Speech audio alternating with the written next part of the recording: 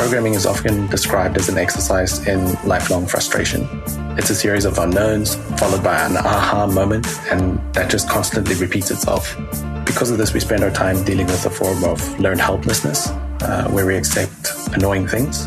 We gloss over them and carry on because it's not the core focus of our jobs. So the last few years I've spent trying to decouple myself from accepting those painful things and actively trying to make things better for other programmers. Hey, this is Brian, and you're listening to JAMstack Radio, a bi-weekly series where we discuss the JAMstack, a new way of building websites and apps that are fast, secure, and simple to work with. JAMstack Radio is brought to you by Heavybit, a program dedicated to helping startups take their developer products to market. For more information, visit heavybit.com.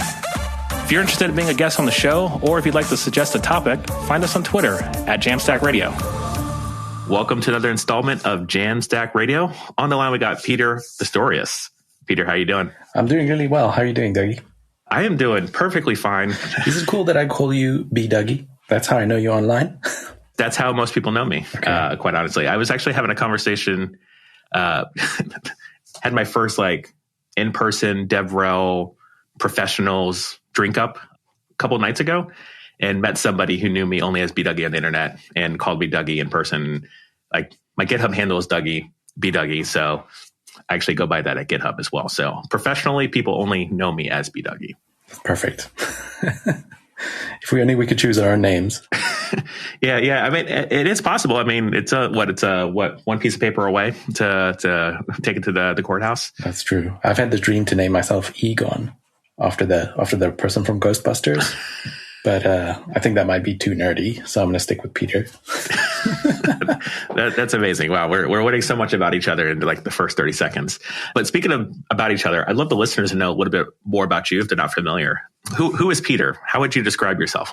Yeah, so a little bit of a confession. I originally wrote down what I am here. I'm the founder of Snaplet, blah, blah, blah. And that seemed really boring and didn't accurately describe who I am.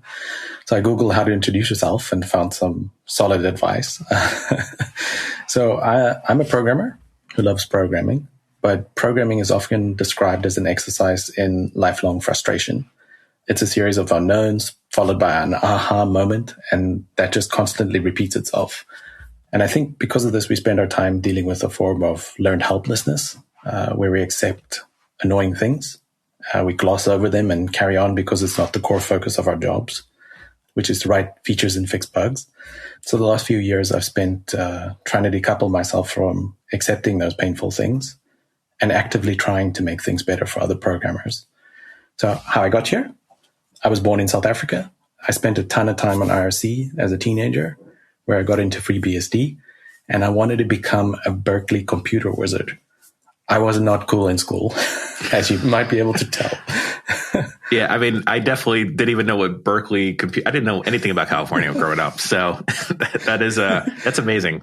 Why Berkeley? Did you read books or something like that on Silicon Valley and stuff like that? So FreeBSD came from Berkeley, and at the time there was a whole bunch of lore about these wizards of Berkeley and all the amazing things that they were doing with computers.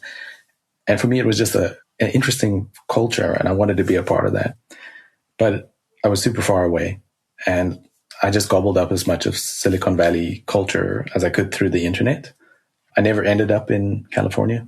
I ended up in Berlin, where the co-founders of GitHub started a company called Chatterbug. And I figured that joining them would be the second best thing. And it was. I really loved working with Tom and Scott. Nice. And that's a little bit of my personal journey. Cool. How'd you run into them? Well, I guess you were living in Berlin, but what's the sort of origin story of that? So I found a job posting and I applied, but I applied really, really aggressively. I created a demo and I sent it to them, and I eventually got an interview with Scott, and I met him and we spoke, and I went through 3 or 4 series of interviews, and I just got the job. I was a React Native developer, and I think they were looking for someone like that. I suppose it was just luck. And I think a lot of my career has actually been luck. I've just kind of fallen into programming. I've fallen into interesting roles and interesting projects. And I fell into my job at Chatterbug. And it was really, I wanted it. And I worked to try and make that happen, but it was the right time at the right place. Yeah. And you say luck, but like you obviously you're already ingrained into community and even like in IRC and stuff like that. So like you at least knew who, I don't know, did you know who Scott and Tom were when you applied for the job? Yeah, I think they actually advertised it as work with the co-founders of GitHub. So I was like, damn, yeah. Okay, that's a good selling point, yeah. I definitely want to do that. Yeah. So you ended up working at Chatterbug, which Chatterbug's still around, still going strong. It's funny because I was off air. I was saying I've never met Scott before, but I know a lot about him because I work at GitHub and I work with people who knew him personally, worked with him. But yeah, he's likes learning languages, so they have a product to help people learn languages. And I'm not going to sell Chatterbug very well on this podcast, but basically you started working there, but you also started working on this little side project called Redwood JS2 as well. Do you want to share about what that is and how you got involved there? Yeah, so whilst I was working at Chatterbug, I worked with Tom on the React Native app and the front end. And we started discovering patterns that made building a React project feel good. But back then, the amount of integration work that you had to code was insane. If you wanted to use like React, you had to use Webpack. And if you wanted to use Storybook, there was integrations there. There was Jest, there was integrations there. You just needed to join all these tools together, and it was insane. So we thought we could help by giving those tools as standards out of the box. And really how it happened was one night I was lying in bed and Tom sent me a message on Slack. And he said, hey, I'm thinking about building the things that we've been doing into a framework. Would you be interested? And I think I like literally jumped out of bed and I was like fist bumping in the air. And my partner was like, what is going on? What's happening here? But to me, it kind of like felt like validation, you know, like this person, Tom, who has such a good reputation. He asked me to build something with him. And I poured a ton of myself into Redwood, but it's always been a collaborative effort, I think. Yeah. Awesome. Yeah. And what I wanted to talk about today is Snaplet. So like you're now working on this new problem, which I guess, what is Snaplet and like what problem is it solving? Yeah. So Snaplet is a tool that gives developers access to accurate data during development. So what does that mean?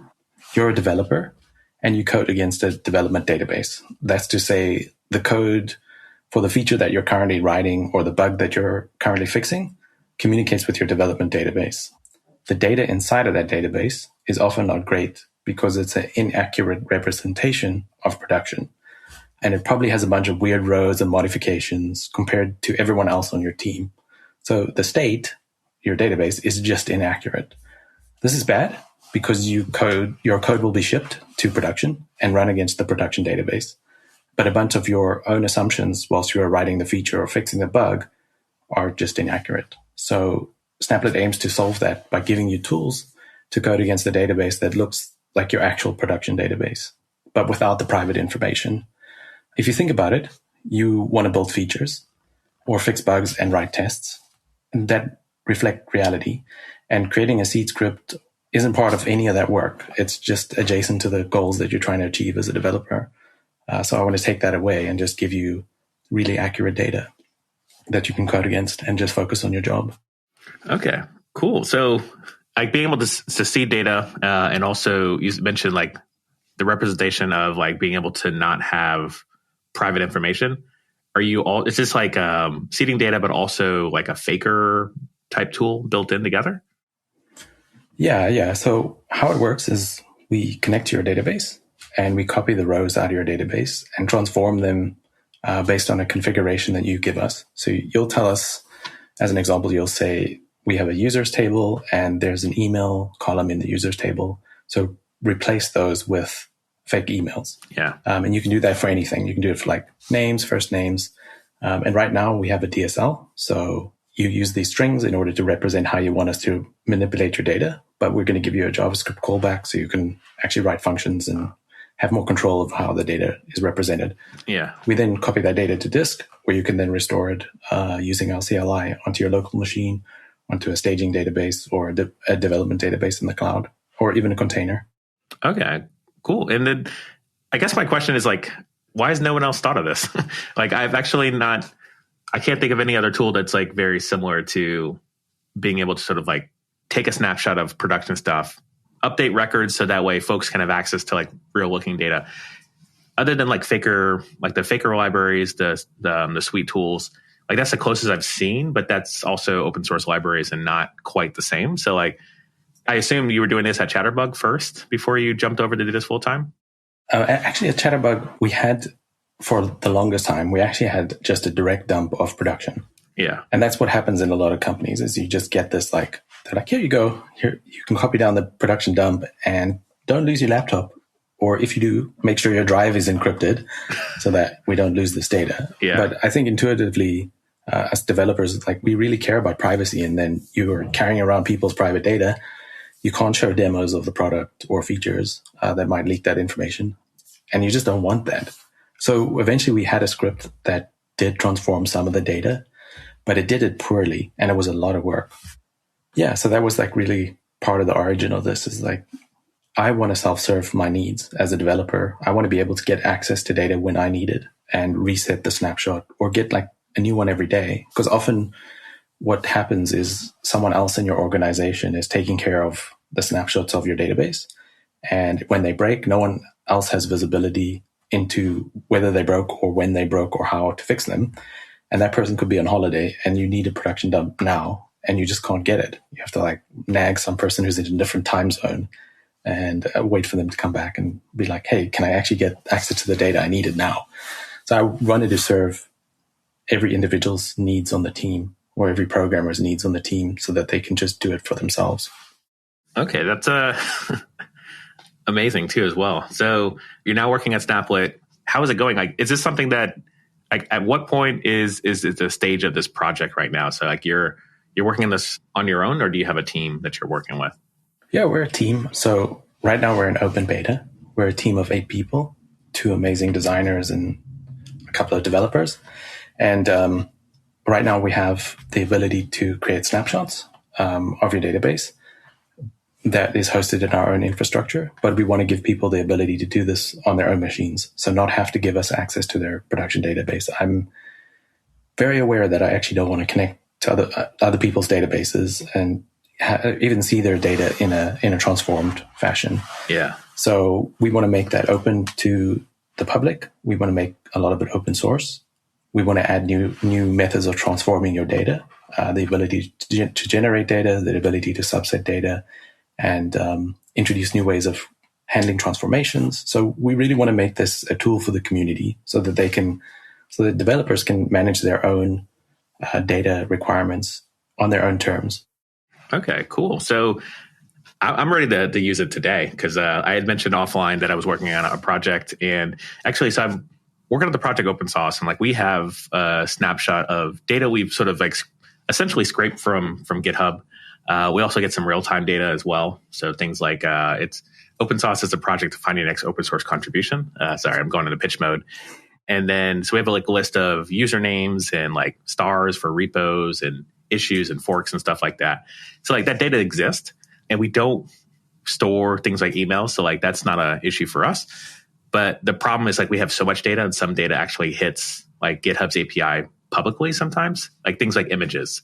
We haven't really started caching those yet. So that's something that we kind of need to like fake when we're testing. Cause like if we're seeing how many stuff we can render on the page and like we end up like refreshing like 10 times in an hour, that's definitely a way to get rate limited. So I'm curious, can I provide like some sort of random seed of images to be able to like do that locally and not have to get rate limited every time I try to make a new feature? Totally, yeah. You could replace those columns. Is it like stored in a JSON object or is it a column? So right now it's just a Postgres database. Like we're not storing it anyway locally, but we're fetching like the username and then we hit the API.github.com/profile image, whatever the URL is, and then it fetches it live. So we need to cache it eventually, but my thought is that if I start storing those in the database, I probably want to be able to fake that because I don't want to. Yeah. I don't want to just have a bunch of real images that are just bogging down the experience for anybody developing.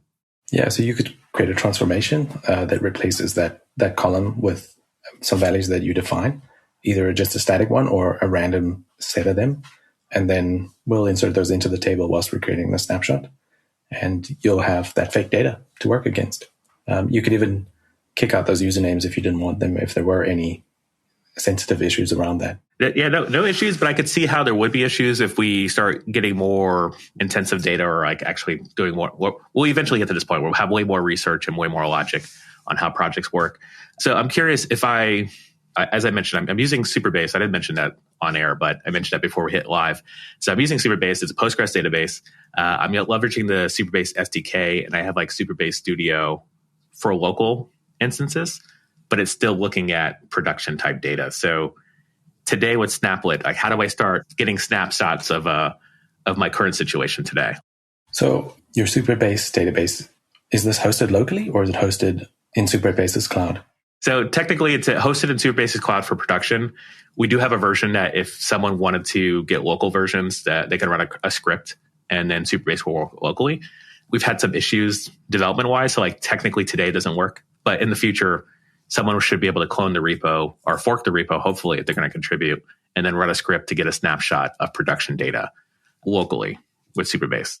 So this is how I would approach it. I would sign up to Snaplet. I'd connect my production database to Snaplet. I'd create some transformations so that that data that you didn't want hitting the APIs is transformed.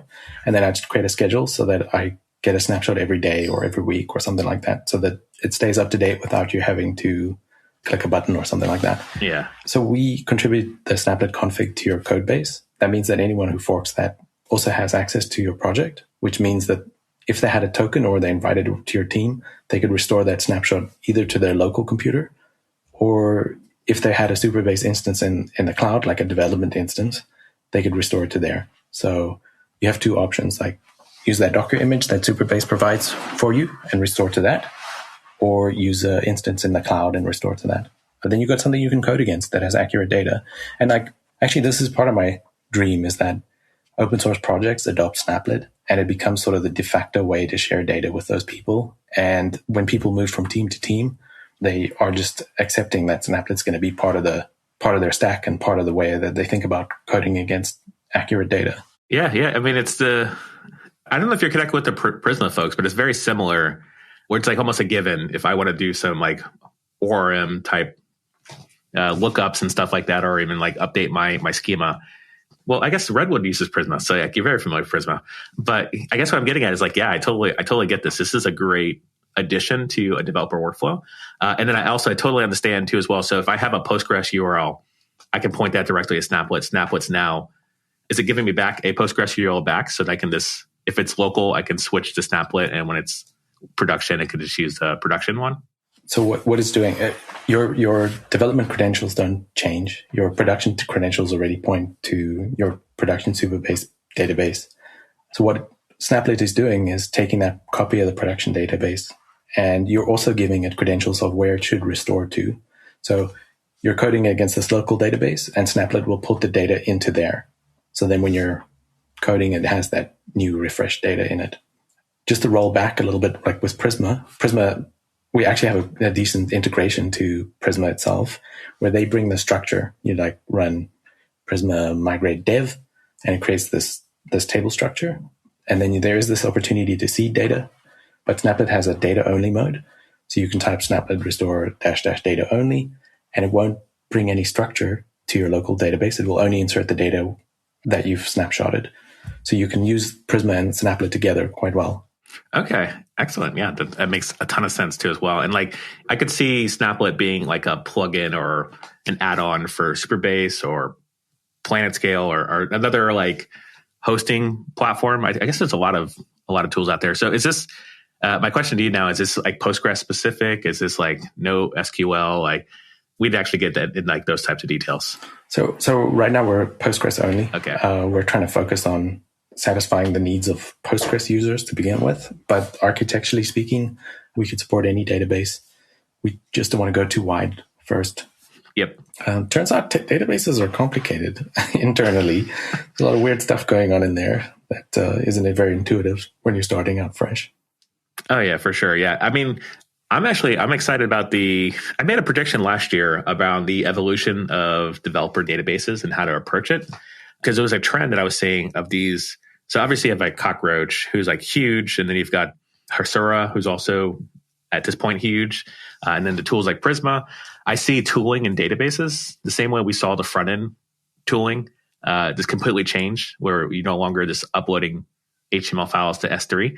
Now we have like Netlify and Vercel, and we have render.com. And we have all these tools that basically get our sites up and running. I think we're seeing the same thing in databases. Yeah, absolutely. It's like, and I think we as developers, we kind of ignore the fact that a database is more than just reading and writing and structure. Yeah. And a lot of companies are starting to expose that to us. Like Superbase has this amazing product on top of Postgres, which is amazing, like access, row level access and real time and all kinds of great stuff. And it's just built on top of the database. So I 100% agree with you. It's super exciting. And that's where I want to be. I want to be adjacent to all those really great database services. And I want to provide data to developers wherever they're working, whether you're working locally or in the cloud. I want to give you the ability to manipulate data in bulk for your own needs. Yeah, that's exciting. What's also exciting is I signed up while we were talking. So awesome. Hopefully other people have also signed up at this point, because I'm like, I need to see how this thing is going to improve my developer workflow. Not just for me, because like I also have, I mentioned I have an open source project. The open source is open source. So I have this weird balance of like, I want to solve problems in the open and in public. But then I also have the challenge of like, I've got to make sure it's a reproducible experience for anybody who's just driving by and wants to like manipulate a weird thing in like the dashboard. So like they can see everything I can see, but also what every other user can see. And that reproducibility is a thing that it can be challenging, especially if you're storing sensitive stuff, which is why I don't store any sensitive things, because I haven't quite figured out that part yet. But yeah, you were saying? I was saying like, I totally get that. And I think from one of the things that I really appreciate about Snaplet is we're dog fooding it. And any new developer that joins our team, they literally type one command, Snaplet restore, and then they have a really accurate version of a production database. So whenever we see a bug in production, or when we have to code a feature that has to code against a lot of rows or things like that, we don't have this disconnect between what the reality and what you're coding against. And it's a much nicer experience than having to like find some AWS keys, run some random seed script that then inserts it into your database. Like the experience is really polished, I think. And it would be similar for your users of open sourced. They just need to type Snaplet restore in the CLI and they'll get a production-like database. Yeah. And I love this because all these Postgres adjacent tools, which I agree with like the choice of making sure it works with Postgres, because you like get a large swath of engineers to sort of work with and entice them to leverage your product. But yeah, the Postgres tooling is like in the back of my head now because I've done so much work with my current database. A command like Snaplet restore makes sense to me. So that way I can just have a really quick script of folks, hey, make sure you npm install, make sure you hit Snaplet restore. And then now you're off to the races. Like go change whatever you need to do or pick up a feature or whatnot. And I live and die based on how easy it is for people to contribute to my project. Because again, working in the open, it's not a very hands-on sort of like a developer tool as a sense of like a CLI tool or even like a Snaplet, but it's got a UI in front of it. So like I get a lot of folks who are approaching contributing because I just do a bunch of React stuff, a lot of UI stuff, but then trying to educate folks who want to make UI changes on how to like run scripts and like PSQL stuff to make it work for their situation. Yeah. Like that's where most people just drop off. So like I'm trying to make sure no matter who walks into my project, and I think Snaplet is a really good choice for just getting things started. And actually, I think one of the things that we really brought to the table when we were starting Redwood.js was that we wanted to build with the community. In the beginning, it was just Tom, Rob, and myself, and then later on David. But we really wanted other people to contribute. And I think that's one of the big strengths of Redwood.js is that we have spent a lot of time building contributor tools, and they work really well. And we do see a lot of contributions from varying degrees of people in the community. So I 100% appreciate that. And I will personally contribute some Snaplet love to open source to see if that works for you. Okay, cool. Yeah, I mean, I'm literally at the page where I drop in my connection string, so I will definitely kick the tires on this later this afternoon. we've been talking about Snaplet up before this interview. So some of my top contributors already like prepared because we tried to solve this problem already and had to back out of it because it was just too convoluted for new contributors. So yeah, if y'all can keep up with that promise, you definitely got definitely a user and potentially a customer. And I don't know if when y'all have pricing, or I guess there's no pricing today, right? No, it's completely free. What we're trying to do is build the best product for individuals. And once we get to teams or bigger companies, then we'll start thinking about pricing. But right now, we're really trying to service the market and make sure that developers are happy with the product that we're building. You said that you're going to enter your connection string in there, but we have a demo one that you can try out, which is actually a super base database. You can just copy that and paste it and play around. You don't have to give us your production credentials. And nice. We're very near to the point where you don't have to give that to us at all. You can just run this yourself in your own infrastructure, create a snapshot on the file system, and restore from that same one on the file system. Oh, that's even better. Yeah, because basically, I'm even getting this even more now because I can just tell you what the rows and the records look like, and which is exactly what you just said earlier, which is why you give us a test one. Absolutely amazing. And amazing onboarding flow. Just the fact that I can sort of fumble around and click through this and get to this revelation. Forget webinars. Like y'all can just literally have people just like click log in and then you got something you can copy and paste. Yeah. Awesome. Thank you. I actually had a person in mind when I was building this, and it's a junior developer that I mentored at Chatterbug, and I built this for her in particular. You know, she wanted to learn how to code, and she didn't want to learn about all this other stuff. Yeah. She had real goals, which was writing features and fixing bugs. And these other things just distracted her and made her feel anxious. So I want to give people that ability just to like focus on what it is you're here to do. The other stuff can come later over time, you know? Yeah. So I want people to self-service their needs. That's the goal here. Yeah, that makes so much sense. That's an awesome story too, as well. Cause I think a lot of folks, sometimes we can approach tooling, especially developer tooling, in the sense of like, I need senior engineers to opt in because I need to sell to enterprises or whatever the goal is. But to be able to approach it in a way that it can actually bring in junior developers and they can connect this thing without needing to know like what PSQL is, that's genius because you're going to get way more of a adoption of folks who can sort of prove this working. And it's something actually inside baseball, but we discovered at Netlify is that like most people, the rebuttal for not using Netlify was like, oh, I already use S3 and I already manage my own CDN out of my kitchen. Like, why would I use Netlify? It's like, well, maybe you're not the right person for this then. So like I ended up doing DevRel as an engineer while at Netlify. And the thing I did was actually every time I went to a conference, I spoke at a boot camp for that same reason, because I could actually get a bunch of boot camp students who are like, oh, I can get a blog up like without knowing AWS and had to do all that stuff. Like, yeah.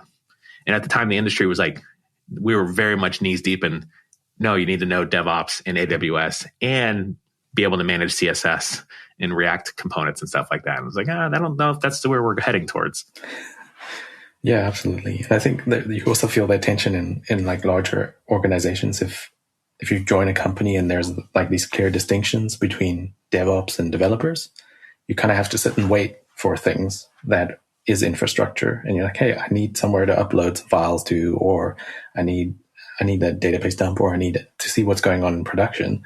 And you have to wait. And it's like, really what we want to do is give people the tools to make sure that they're successful without having to go through other people. Yeah. Cool. Well, appreciate you chatting with us about Snaplet. Again, I'm sold, even though it's a free product today, and definitely going to be kicking around with this little connection string.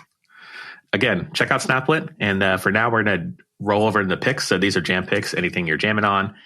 Could be music, food, honestly, just about anything. But today I only have technology picks, which is not like myself, but I'm writing tons of code right now. So it's currently what I'm jamming on right now. So if you don't mind, I'll go first, Peter. Go for it. My first pick is Radex. Maybe it's Radex, but Radix. It's a UI library for a lot of these like small components within the web. So like menus and dialog boxes and like really like this, I guess, I don't know, like the tool chest of things you have to build all the time, but can also be super tedious. So like things like radio buttons. like, how do you do that in React? There's so many different ways to do it. And what I like about Radex is that it solves a problem, and it solves it really, really elegantly and really fast. So like, no longer are you like trying to figure out, oh, if I click this button, what happens, and that button, what happens, or tabbed list and stuff like that. So we're doing an overhaul on the open source design system. We've got like disjointed parts. We've got a design system I built 6 years ago when I was at Netlify. Open source actually looks just like Netlify 6 years ago, and it's never been updated. So because Netlify's been updated multiple times since then. So basically what I'm getting at is we need to be a little more nimble and being able to update the design system. So making that decision was actually really good to sort of get that out of the way. And then now we're just polishing and trying to get a consistent UI look. So there's a lot of like plugins like Tailwind Radex or other types of Radex combinations for styling. And what I found with like picking a design system, having the styling separate helps me have flexibility, because like the things that I don't want to build is the radio buttons, but I do want to have control on the actual design itself. So that's a decision we've made so far, and looking forward to sort of plug it along. I feel like I got to take like a Saturday or something like that to finish all these components, or go pair program with somebody who's interested in doing some UI stuff with me. But hopefully we'll be working on that soon. But we didn't even address the great design of Snaplet. You mentioned you have two designers. I just wanted to shout out how nice the design looks. Thanks. Two of the designers are my partner and her twin sister. I mentioned luck earlier. I'm one of the luckiest people, I think, on the planet, because they push and stretch me every day with the things that they bring out. I don't know if you saw, we actually created a cereal box that shares our company values. And it was one of the most creative things I've ever seen. And they're not developers. They're just creative people. But the language that they used was just so amazing. That is awesome. Yeah. I'm very lucky. And I came about it by, we were sitting eating breakfast, and I bought some cereal whilst I was in South Africa. And I was reading the box, and the copy was terrible, but I couldn't stop reading the box. And then I thought it would actually be a really good idea to share our company values on something that you can't stop reading. You're just sitting there and you're like, all right, I'm going to entertain myself with this stuff. And you read it like 6 or 7 times, and then the box is done and you throw it away. So yeah, can you send that link? I'd love to take a look at that. Sure. And then while you're grabbing that link, I want to mention my other pick real quick. So I've been actually using Netlify branch deploys for my beta. So all the UI changes that we're making, we're sort of testing them in production. But the way Netlify works, because we're using Netlify for the hosting, is that you can actually deploy directly to a branch. So our branch is called beta, and the site itself is called hot.opensauce.pizza. So with branch deploys, you can deploy to the branch, but you can also set it to a custom domain. So we now have beta.hot.opensauce.pizza, and it just works really elegantly. So instead of shipping stuff live and breaking stuff, shipping fast and breaking things, we can now do that on an entire custom domain. And then it's a lot easier to entice people to test things when you have it live in production, as opposed to like, hey, here's the PR, click on the deploy preview link, and then we'll keep you updated there. No, it's just URL's been updated. Go test it. Let me know if it works for you. And we just, our first integration with Radex is actually now live on, well, by the time you get to this podcast, it'll be a completely different beta version. But what I'm getting at is like, we're now testing out some cool things and UI stuff and basically production, because it mirrors production today. So I could see if we wanted to do some like weird, interesting things with Snaplet on the beta flag, instead of using production database, I think we can actually do something pretty clever there as well. So totally, we'll chat. But yes, I was going to jump in there and be like, Snaplet can help you here. Let's do this. Awesome. Yeah. For things like testing pagination or infinite scrolling, I want to test that before going live in production. So like I would totally just like generate a ton of Snaplet data and then test that without needing to like hit the production stuff. Awesome. Cool. Do you have some picks that you wanted to share as well? Yeah, I am lately very interested in databases. And one of the ones that I am a fan of is one called HDB, which is kind of like this proxy in front of Postgres, but it abstracts away SQL, the schema, data fetching and things like that. You communicate through this proxy, and it's just really incredibly elegant, I think. So like with Prisma, where you define this schema model, you can do the same thing in HDB, but it creates a graph of relations. And the schema language is really awesome compared to SQL. Let me put it that way. Like this, it feels incredibly powerful, and it's like the database reimagined for today. And I can imagine if I were starting a new project that I would want to try this out. Like as an open source developer, I would try this as something that's interesting and see how it works in production. Cool. Yeah, I'm checking it out right now. You know, I want to say I've heard of this, but I don't think I actually took a look into it. I think they reached 1.0 a couple of weeks ago, and it was in Hacker News, and Hacker News was resoundingly positive about their SQL alternative or their query language, which I think is rare. Yeah, I think the Hacker News is actually where I actually saw this come through. Yeah. But yeah, very cool. I mean, I tried a ton of stuff. I'm a big fan of this jumping on stream, trying a thing in front of people. And so do like this weird mob programming experience where we can unblock each other trying to do some tutorial or whatnot.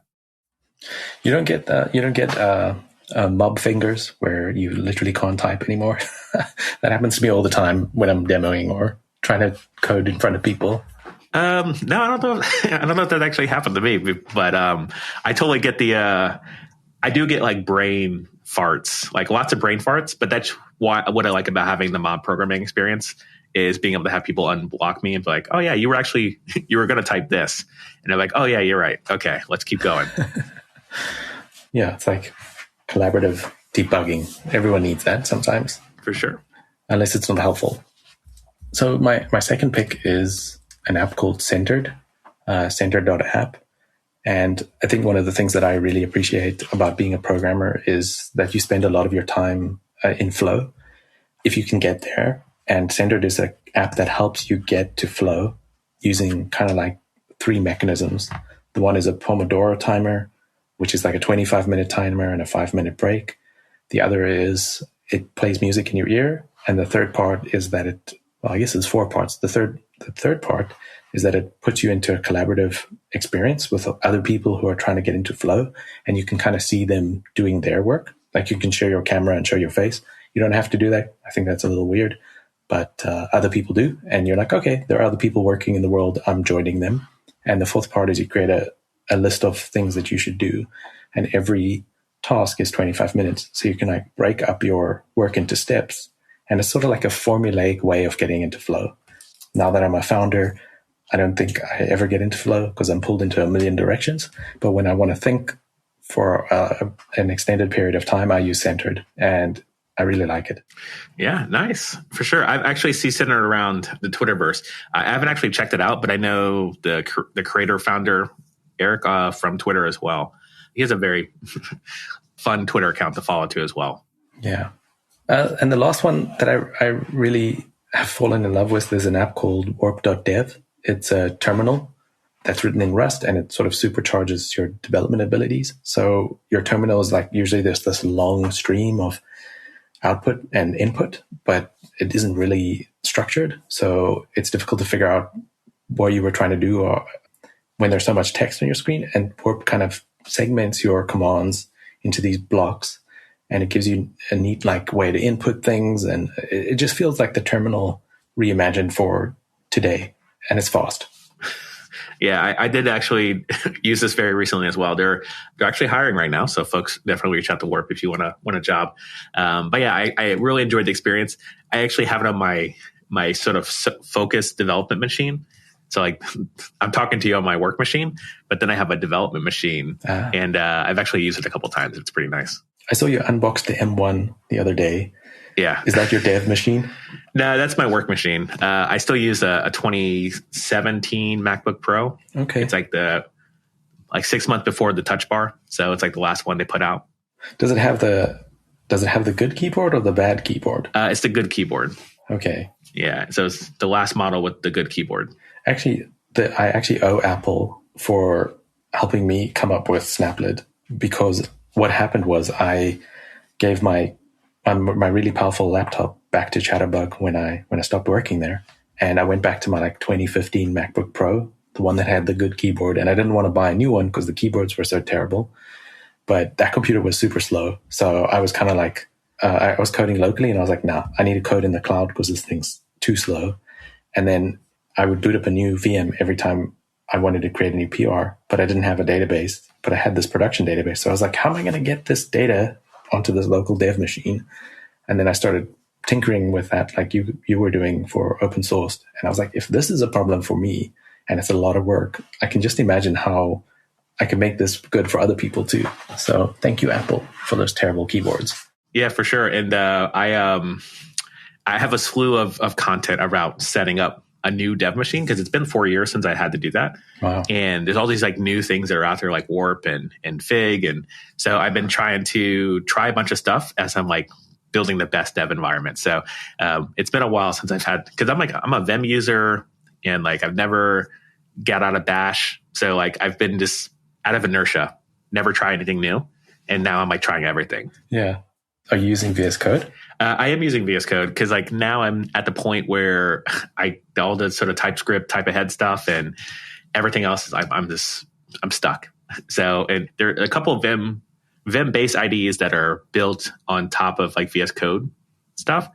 I've tried those and those are pretty good, like OmniVim, but I still go back to VS Code because I just need all the latest and greatest now. I'm just sort of stuck there. So yeah, it's interesting. Like I always think that text editors are one of those things that people stick with for a long time.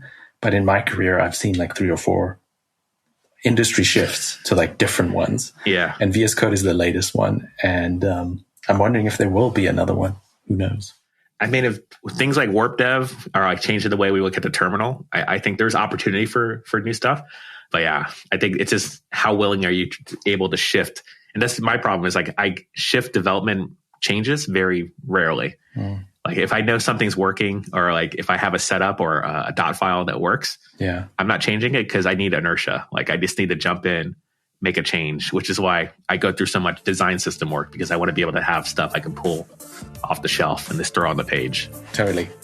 All right. Yeah, Peter, thanks so much for the conversation. I think we should definitely keep in touch. Yeah. Thanks, Brian. And listeners, keep spreading the jam. That's all the time we have for today. If you're interested in being a guest on the show, or if you'd like to suggest a topic, find us on Twitter at JAMstack Radio. To learn more about Heavybit, visit heavybit.com. And while you're there, check out their library. It's packed with amazing talks on sales, marketing, product, and general management from founders of developer tools companies and other industry leaders.